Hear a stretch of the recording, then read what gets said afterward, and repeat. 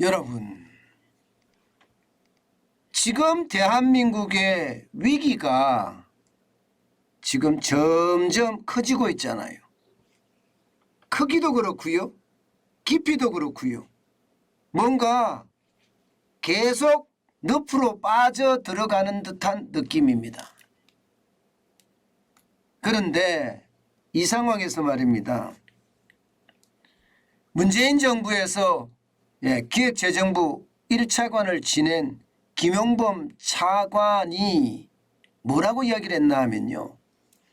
이번 주부터 한 달이 이코노미스트들에게 가장 바쁜 시기가 될 것 같습니다. 이런 내용을 페이스북에 올렸습니다.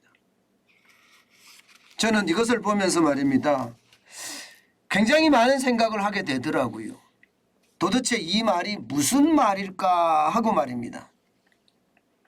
그랬더니 이번 주부터 한 달 동안 일어날 수 있는 일들이 우리 경제 전체를 좌지우지 내지는 쥐락펴락할 수 있는 이슈들이 너무 많은 거예요. 다시 말해서 앞으로 한 달 안에 한국 경제를 포함해서 세계 경제에 굉장히 중요한 시기다. 이렇게 얘기할 수 있을 것 같습니다. 저는 김용범 기재부 1차관이 이야기한 이 말입니다. 충분히 공감할 수 있습니다. 자칫 잘못하면요. 여기서 경제가 삐걱하잖아요. 정책이 엇나가잖아요. 엇박자가 나잖아요. 그러면 금융위기나 외환위기의 단초가 될 수 있다는 것 지금 충분히 생각할 수가 있을 것 같습니다. 자, 여러분 이거 한번 보세요. 당장 가장 큰 거 말입니다. 가장 큰 거는 오늘 저녁입니다. 바로 미국에서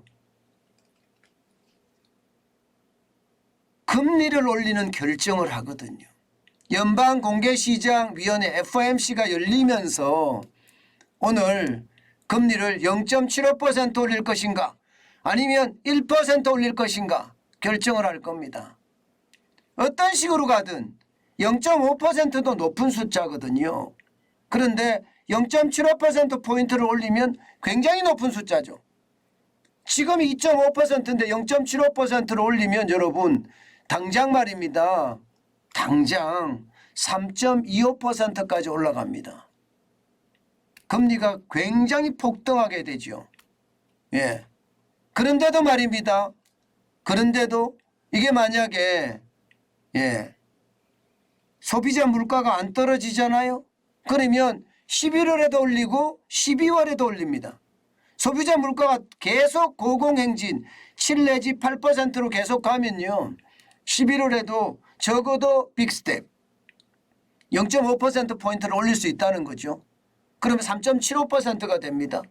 그리고 12월에도 그래도 또 안 떨어지면 또 0.5% 이상 빅스텝을 단행을 할 수 있습니다.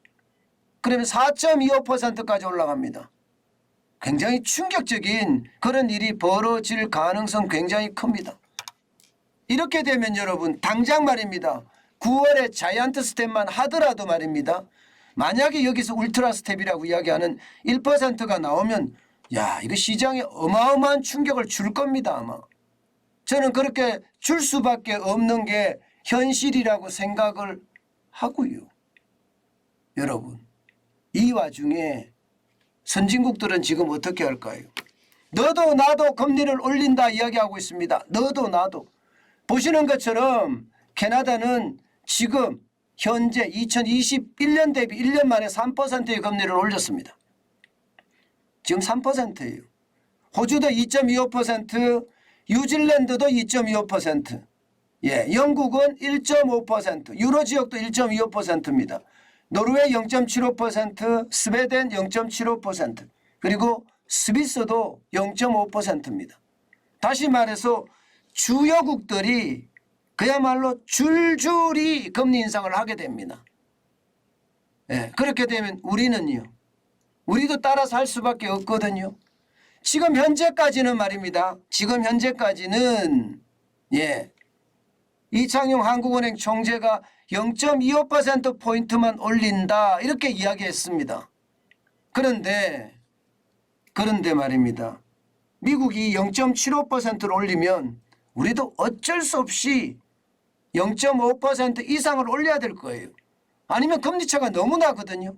현재 기준금리는 2.5%, 2.5% 동일합니다. 그런데 0.75%를 올리면 미국은 3.25%가 되는 거고요. 우리는 2.75%가 되는 거거든요. 이렇게 금리차가 나면 여러분 제가 생각해서는 그 충격의 도가 굉장히 클 겁니다. 그래서 한 달 내라는 게 이거예요. 10월 14일이거든요. 우리가 금융통화위원회가 열리는 게 10월 14일입니다. 이 10월 14일에 금리를 어떻게 올리냐에 따라서 굉장히 달라질 겁니다.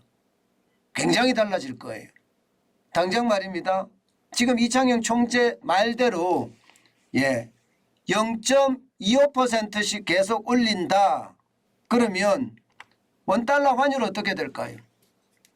지금도 말입니다. 원달러 환율이 1,400원을 못 넘어가게 지금 금융당국, 정부 할 것 없이 대통령실까지 나서서 난리도 아니거든요. 심지어 말입니다. 대통령실에서는요. 한미 통화 스와프까지 꺼내고 있고요. 한국은행에서는요. 미국의 국채까지 팔고 있어요. 미국의 국채까지. 180억 달러 이상을 팔았다는 그런 데이터가 나와 있습니다. 이미. 그러니까 금리를 지금 안 올릴 수가 없는데 0.25% 올렸을 때는 환율의 충격이 엄청나게 올 겁니다. 만약에 0.25%를 올리면 미국이 1.1%까지 올린다고 그랬을 때는 환율의 충격 이것은 뭐 말해 못하겠습니까? 그 어느 때보다 충격이 심각하게 올 수 있다. 지금 이렇게 예상하고 있습니다. 이렇게 예상하고 있습니다. 자칫 잘못하면요. 1,400원이 아니라 지금 1,450원 나아가서는 1,500원까지도 올라갈 수 있다. 이런 전망이 나오거든요. 그럼 1,500원이 올라가면 사실상 말입니다. 외환위기가 올 가능성 굉장히 높아집니다. 굉장히 높아집니다.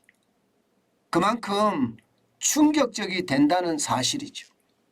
반면에 말입니다. 0.5%를 올린다 치자고요. 그러면 어떻게 될까요? 가계부채 문제가 심각해질 겁니다. 가계부채 문제가. 그 어느 때보다 가계부채 심각하거든요. 지금 2분기 기준으로 1,869조 4천억 원입니다. 가계부채가 그렇게 많이 늘어나지는 않는다. 이제 조금씩 늘어난다 이야기하지만 1,869조 4천억 원 여기다가 개인사업자 부채까지 포함을 시키면 여러분 2,200조가 넘습니다. 그러면 GDP의 100%가 넘어가잖아요. 이렇게 됐을 때 여러분 자영업자 괜찮을까요? 자영업자 부채가 개인사업자 부채, 가계부채 두 개를 포함시키면 천조예요. 엄청나지요. 여기다가 2030 연끌 부채 괜찮을까요? 이것도 500조가 넘습니다. 500조가. 여기다가 노령부채, 60대 이상 노령부채 괜찮을까요? 이것도 장난 아닙니다. 0.5%의 금리를 올렸을 때는요. 아마도 이게 이자 폭탄에 굉장히 고전을 겪을 수도 있는 그런 상황이 될 수밖에 없다. 이런 생각을 할 수밖에 없습니다. 그러면 도대체 어쩌란 말이냐 이렇게 나오는 거죠. 그죠? 어쩌란 말이냐. 그만큼 말입니다. 미국의 금리를 워낙 급속하게 올리기 때문에 여기에 대한 대비책을 다 하나씩 마련해 가면서 시장을 봐야 된다는 뜻입니다. 그만큼 말입니다. 금리를 올렸을 때 가계부채의 위험도를 어떻게 낮출 수 있는지 방안을 강구해가는 한편 이게 국내의 어떤 소비라든가 또 자영업자들의 어떤 매출이라든가 더 늘릴 수 있는 방안 쉽게 말하면 수요가 더 늘게 할 수 있는 방안, 이것도 같이 만들어내야 된다는 그런 뜻이에요. 김영범 제1차관은요 아주 심각하게 이야기하는 겁니다. 아마도 하는 검통위원들은 올해 회의 중에서 가장 중요하고 어려운 결정을 해야 할 것 같다, 이렇게까지 이야기했습니다. 사실이거든요. 자칫 잘못하면 이게 외환위기로 번질 수도 있고요, 아니면 금융위기로도 번질 수 있으니까. 게다가 말입니다, 여러분도 알다시피 지금 금융위기로 번질 수 있는 요소도 많고요, 외환위기로 번질 수 있는 요소도 많습니다. 아주 크고 작은 위기가 한꺼번에 지금 닥쳐와 있거든요. 복합위기라고 하잖아요. 그렇기 때문에 이게 크고 작은 위기들 중에 하나만 빵 터지면 거기에 따라서 줄줄이 터질 수도 있다는 그런 상황이 돼가고 있다는 이야기입니다. 지금 무엇보다 우리에게 필요한 것은요, 물가를 낮추는 것 굉장히 필요해 보이고요. 더 필요한 것, 무역 수지를 지금 흑자로 바꾸는 거예요. 이거 굉장히 중요합니다. 무역 수지를 흑자로 바꾼다면 민간 주도의 성장이라고 이야기하는 윤석열 정부의 경제 성장 정책 더 좋아질 수도 있습니다.